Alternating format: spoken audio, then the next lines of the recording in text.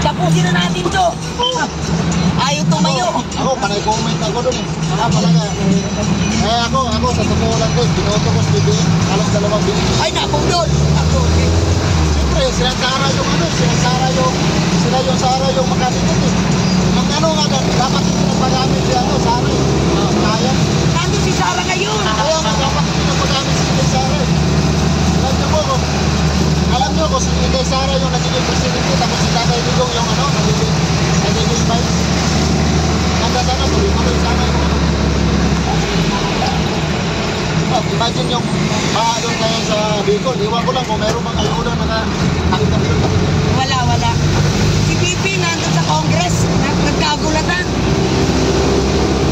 Siniporta na si Tatay Digong, siniporta na. Ako nga, si Tatay Digong. Nakita ko nga sa yung tawag nito, maawa nga kasi sa sobrang tanda na Tatay, sayang. Diba sayang? Nandun lang yung supporter ni Tatay Digong, sina Robin, si Bato. Kung alam pa lang ng mga yan, alam pa lang ng mga tawag sa Oo. Galing yun sa Davao. Oo. Inanswer kasi nila yung Isipin mo, hinalungkat yung mga boba-boba, hindi pa pala mayor si Tatay Digong. Kinirek niya ni Sylvester Bello III. Wala pa rin yan. Oo. Kinirek niya eh. Alam nyo, yung inano talaga nila yung tungkol sa war on drugs. Inano nila. Hindi, yung mga pulis na sangkot tao na nun, hindi naman tinutulungan yung Tatay Digong eh. Hindi naman ano yun. Pero madami naman talaga yung pulis camp dati, di ba? Ginamanita yun na yung mga pulis sangkot sa protector. Madami naman talaga eh. Kaya, ano yan. Kuya, kumusta naman yung war on drugs ngayon ni BBM? Ay, naku nagpalikan natin. Sa totoo lang dati nung si Tatay Digong yung nakaupo, bihira ka mga isa mo. Pero ngayon, tingnan mo, dami na naman. Yung dyan sa Espanya, yung pasahero ko nga, inisnatsan, sabi ko, babae ko sana. Tinanong ko yung pasahero ko, ma'am, ano ba yung mo? Pintas mo, totoo ba yun? Sabi niya, ay, hindi yung totoo mo yan. Sabi ko, buti na lang ma'am. Ngayon ma'am, nagbalikan na naman yung mga grabe, alam mo, yung mga tao kasi, pag nasubra na sa droga, pag wala nang mag-snatch, mag-hold up, ano talaga nanawin. Kaya, talaga, Tatay Digong na lang yung mga Duterte talaga yung pinagmamalaki kasi nila na bloodless daw eh. Ha? Bloodless. Grabe. Ibig sabihin, walang namatay. Imagine nga, yung time ni Duterte, yung mga taga-ibang bansa nga, di ba? Umano nga sa kanya, di ba? Sumaludo. Oo, sumasaludo nga sa kanya. Pinupuri nga siya, tapos ngayon, alam mo, puro sila paninira. Pero alam na tao, yung mga taong bayan ngayon, may sariling isip niya. Yan, wag mo. Sariling isip niya. Pakikita naman sa tao, kung ano yung nangyayari ngayon at saka noon. Pakikita naman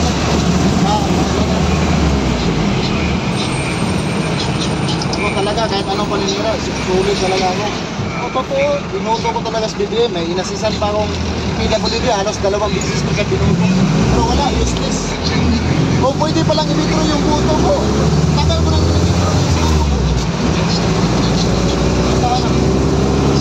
Aso, hindi na pwede.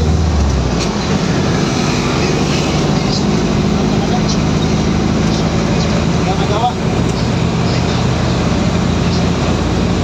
Ano na lang ang final message mo kay Tatay Digong? Ano yung masasabi mo kay Tatay Digong? Yeah, masasabi ko talaga ni Tatay Digong, sana bigyan ba siya ng mataas na buhay para naman mapatuloy yung niya, yung magandang tapos yung talaga, yung sana yun lang ang ko na bigyan ba siya ng Kuya, idolo ko si Tatay Digong. sa 2028, pag Duterte. Ay, Duterte. Yun nga sana sinasabi ko ma'am na dapat Duterte talaga eh. Sayang. Kung tumakbo pa si Inday Sara yung nagiging presidente tapos si Tatay Digong yung nagiging vice, talaga. Sana nga yung Pilipinas. Wala na. lalong, yung ano, alam nyo, ngayon, namumuno ngayon, puro pasikat eh. Puro salita, wala sa gawa. Akala ko ba sama-sama tayong babangon muli? Ako, sama-sama. Sama-sama sa ano, lalong lumubog.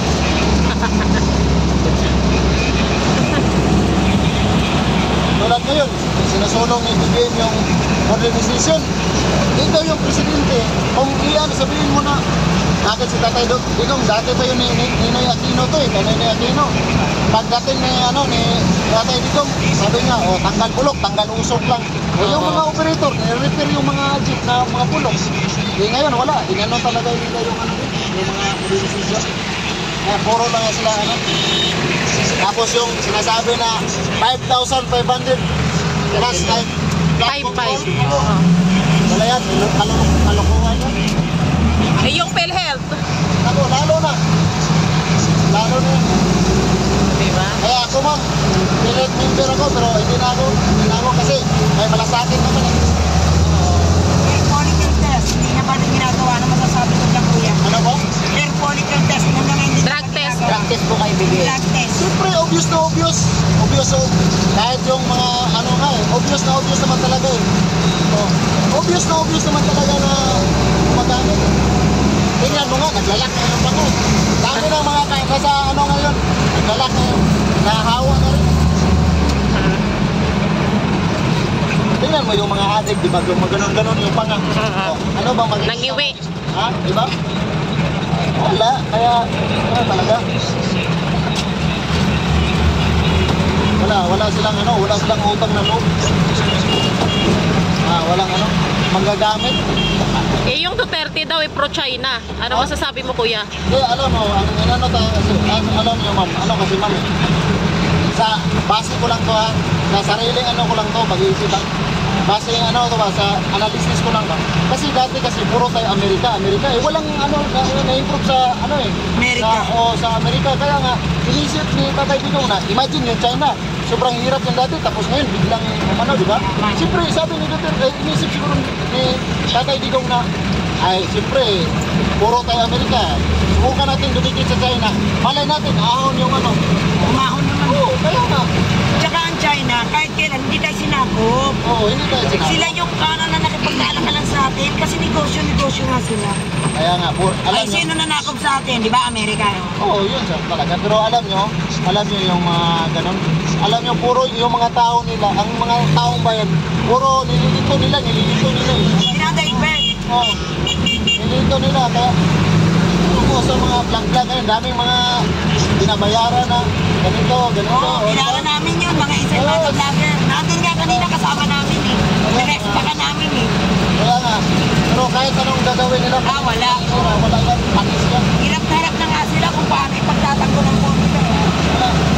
Walang project. Imagine ha, yung mga addict, mga drug lord, pinagtatanggol nila. Only in the Philippines. Dapat, di ba kung may dapat. Kaya nga, iniisip ko, siguro mga protector itong mga nasa Kongreso, nasa Senado, di ba? Bakit na pinaprotektahan nila yung mga walang nila na yung mga yan, nasama ito sa likuran. Bakit daw po? Mga nag-iisip ko, parang protector yata. Kuya, vlogger o mainstream media? Ha? Vlogger o mainstream media? Yung? Pinagkakatiwalaan nyo? Ano po? Mainstream media. Mga ABS-CBN, GMA versus vlogger. Yung pinagkakatiwalaan mo. Ako, alam nyo, sa media rin kasi, meron din nababayaran sa media. Meron din nababayaran. Totoo yan. Lahat ngayon, bayad din. Oo, totoo yan. Totoo yan. Ako, hindi ako nakatapos ng pag-aaral, pero may sarili din akong analysis. May sarili din akong isip. Mga tao rin kasi ngayon, hindi na rin bubo. Hindi katulad dati na hirap makatingin ng telebus. Vision yan. High-tech na tayo, may cellphone na eh. Tingin lang tayo sa Saka pansinin mo, ang mainstream media hindi binabalita ang mga Duterte. Wala. Wala talaga. News blackout. Ganun talaga. Kasi daming mga daming galing sa ABS-CBN tapos lumipat sa GMA. Daming mga Malayo po tayo.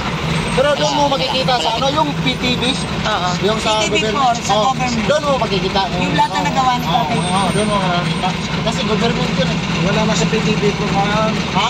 Wala na. Wala na ngayon? RTV Malacanang. Ah, yun. Siyempre, iba na. Dati pinapanood ko PTV. Oo, dati yun. Pinapakita yung anong-ano. Yan nga, bil-bil. Bulok na. Imagine na yung presidente na si Matt PBBM pumunta sa ano yung project ni yung doon sa Sorsogon. hindi yung ano sa Pangil. yung bridge na ano Pangil Bridge. Pangil. Pangil bakit Bridge. sa kanya ba yung project na yun? Hindi. Oh. Hindi. Pero sa kanya nakapangalan. Bakit sa kanya? Bagong Pilipinas. Siya nag-inaugurate. Inangkin niya. Hindi pwede yun, hindi na ang project yun yun. Bago ang Bago nga bumaba, budgeted na Pero yun. mga ganyan, okay na yan kasi yun, project ng government yun eh. Kasi ano, ang ano kasi dyan, wala namang problema yan kasi yung pira ginagamit yan, pira din natin yan eh. Ang problema nakapangalan sa kanya. Yun ang pangit. Oo. Ganun naman Ang talaga. pagnanakaw talaga, no? Yung ate daw, nasa Mindanao, pumunta daw si Martin Romualdez doon. Ang mga plastic na 3 kilong bigas, may pangalan na Martin Romualdez. Oo, yun. Tama ba yan? Nag-vlog na namin yun. Tama ba yan?